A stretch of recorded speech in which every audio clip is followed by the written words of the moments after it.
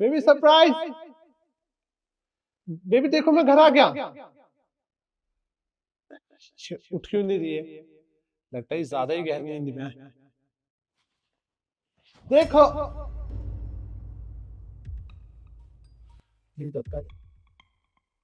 Teddy bear. Riddhi कहाँ गई? बात पैर देखता हूँ।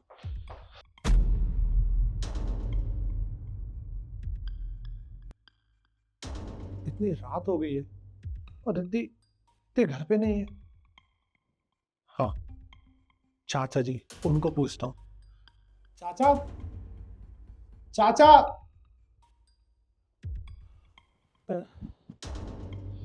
अरे यार अभी तू इतनी रात को बाहर क्यों शोर शराबा कर रहा है? अपनी बीवी के कमरे में जाना। अरे चाचा जी, मैं उसे ही सरप्राइज देने के लिए आया था आधी रात को, और इतनी रात हो गई है वो अपने कमरे में नहीं है। खाना खा के जब मैं अपने कमरे में सोने गया तब तो मैंने बहू को देखा था, तू अपने रूम में ही गई है। अब आधी रात को कहाँ गई? भतीजा एक बात कहूँ, बुरा मत मानना। देख, है तो वो तुम्हारी बीवी, लेकिन तुम 6-6 महीने बॉर्डर पे रहते हो और तुम्हारे पीठ पीछे तुम्हारी पत्नी का पराई मर्द के साथ चक्कर चल रहा है बेटा। क्या? उसकी इतनी हिम्मत? आप सच कह रहे हो ना? अरे तू मेरा भतीजा है, तेरे यहाँ मैं रहता हूँ और तेरा नमक खा के तुझसे मैं नमक हरामी थोड़ी कर सकता। देख, मैंने तो अपना धर्म निभाया, जो देखा वो मैंने तुम्हें बताया। आगे तुम्हारे पति पत्नी के बीच की बात है, इसमें मुझे ज्यादा बोलना अच्छा नहीं लगता। अरे नहीं नहीं चाचा जी, आपने बहुत सही किया ये सब मुझे बता के। भतीजा, मुझे लगता है कि तेरी पत्नी आ रही है, उसकी आवाज भी है। शांत रहना, आएगी तो पूछ लेना। कोई बात नहीं, इससे आने दो, मैं अच्छे से पूछता हूँ। रवि, तुम कब आए? ये सब छोड़ो, तुम बताओ, इतनी रात गए तुम कहाँ से आ रही हो? मैं तो छत पे गई थी वॉक करने। अच्छा, तुम छत पे वॉक करने गई थी? अरे बस करो तुम, मेरे सामने इतनी सीधी सादी बन के दिखा रही हो और मेरे पीछे पता नहीं कहाँ का मुंह काला करवा के आ रही है तुम। ये क्या बोल रहे हो तुम? ऐसा कुछ भी नहीं है। अच्छा, ऐसा कुछ भी नहीं है? देखो, ज्यादा भोली बनने की ना कोई जरूरत नहीं है। चाचा जी ने मुझे सब कुछ बता दिया है तुम्हारे बारे में, कि तुम कैसे किसी गैर मर्द के साथ अपना मुंह खाना करवाती हो। रवि, ऐसा कुछ भी नहीं है। तुम बहुत गलत सोच रहे हो मेरे बारे में। अरे बस करो तुम, तुम्हें शर्म नहीं आती? चोरी पकड़ने के बाद भी तुम अपने आप को बचा रहे हो। अरे मुझे तो शर्म आती है कि मैंने तुझ जैसी लड़की से प्यार किया। बस करो, बहुत देर से बकवास सुन ली मैंने तुम्हारी। और जिस चाचा की बड़ाई कर रहे हो ना मेरे आगे, एक बार मेरे मुंह से इनकी सच्चाई तो सुन लो। क्या बात है, हाँ? अरे बहुरिया तो सोई हुई बहुत सुंदर लग रही, तेरा मौके का फायदा ही तो उठा लें क्या? चाचा जी, आप यहाँ मेरे कमरे में क्या कर रहे हैं?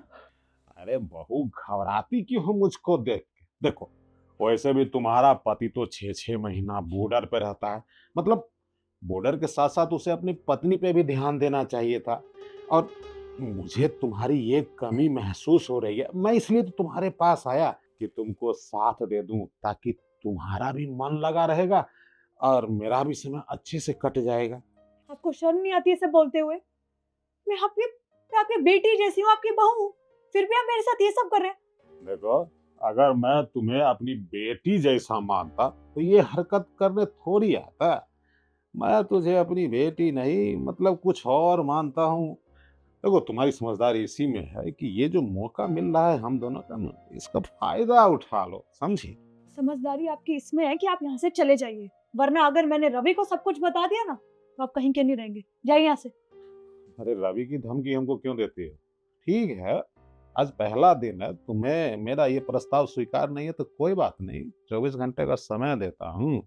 लेकिन एक बात कान खोल के सुन लो, कल आधी रात को फिर आऊंगा।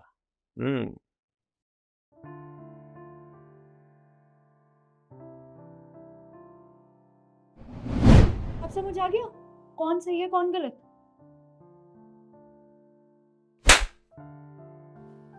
बेटा, बस करिए आप। अरे आपको शर्म नहीं आती? आपकी आपकी बेटी की उम्र की है वो, और आप उसके ऊपर गंदी नजर रखते हो। अरे आपको शर्म नहीं है? कम से कम मेरे बारे में तो सोच लिया होता।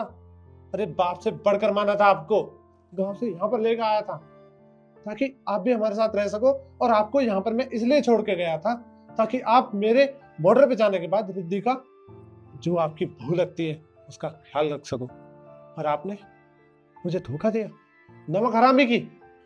बेटा देख, गलती तो इंसान से हो जाती है, मुझसे भी हो गई, लेकिन तुझे विश्वास दिलाता हूँ कि आज के बाद मैं बहू को अपनी बेटी जैसा ही मानूंगा।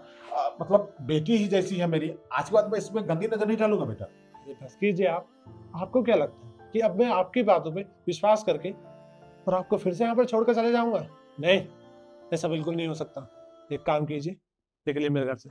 बेटा मुझे मत निकाल, और इस बुढ़ापे में कहाँ जाऊंगा? अरे तुम्हारे अलावा कोई नहीं, माफ कर दे।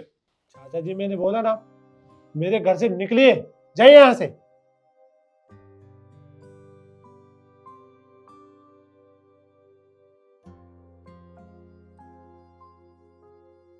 और रिद्धि, तुम मुझे माफ कर दो। वो चाचा ने मेरे कान भर दिए थे और मैं उनकी बातों में आ गया था।